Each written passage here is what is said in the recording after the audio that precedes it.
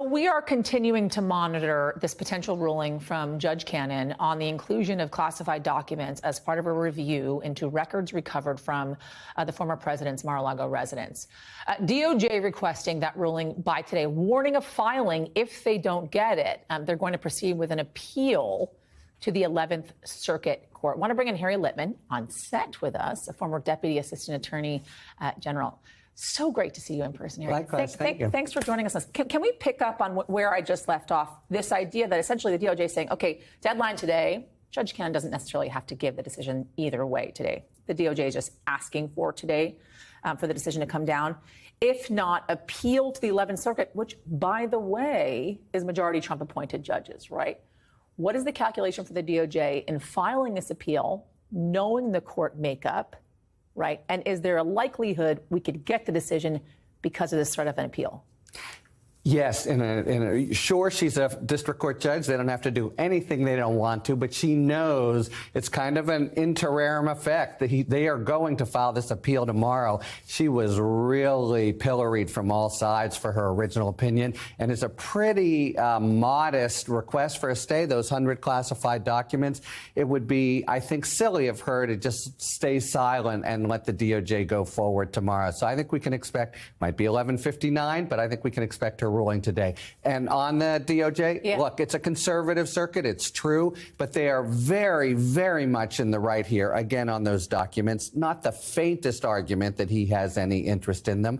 And, you know, you've got to play the hand you're dealt. That means for them, district court, 11th Circuit, even Supreme Court. There's no other way around it. So you don't necessarily think they're worried about the 11th Circuit, considering it's a majority Trump-appointed judges? Worried? You know, they know where they have to go. I wouldn't say they're worried. They're ready to roll. There's several conservative circuits. That's one of them. They feel confident it's open and shut to a certain extent.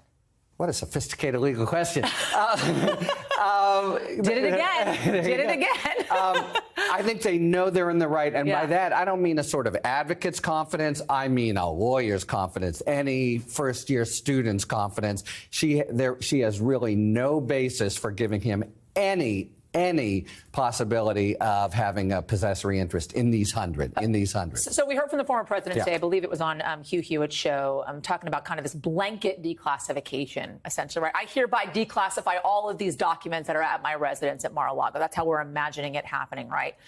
He addressed it on the show. Let's take a listen to what he had to say. Yeah. Oh, we don't actually have that sound. But I've got it right here. We know what he said, right? He brought up the idea. Do we have it now, Mike? We have it. All right. Okay. Let's play it. Mr. Patel said he witnessed you giving verbal orders to declassify the papers that ended up at Mar-a-Lago. Do you remember making those orders? That's correct. And not only that, I think it was other people also were there. But I have the absolute right to declassify. Absolute. A president has that absolute right. And a lot of people aren't even challenging that anymore. So what I find so curious is none of the filings from the former president's attorneys include this defense of this blanket declassification. And I'll go on to read for you from the Washington Post in saying this. In a filing in response to that DOJ request on Monday, Trump's lawyers suggestively cast doubt on whether the documents are actually classified. They repeatedly use skeptical quotation marks around the phrase classified records. But crucially, they yet again declined to say Trump actually declassified them and instead cast that as an issue to, quote, be determined later. What do you make of it? Right. Two things. First, that you're exactly right. They say again and again, well, the government says it's classified. Guess what? That's what classification means. The government puts the classified marking on it. So the notion that it's now for a judge later is really hogwash. But besides that, it's screaming out that he says this in the public sphere, but won't repeat it in the papers. What they say in the papers is, well, maybe he declassified. In a court of law, you need a declaration, you need evidence, and they won't give it. I think the obvious inference there is it didn't happen. It didn't happen. Harry Litman, thank you. And once again, great to see you in person. Likewise. Thanks for having me.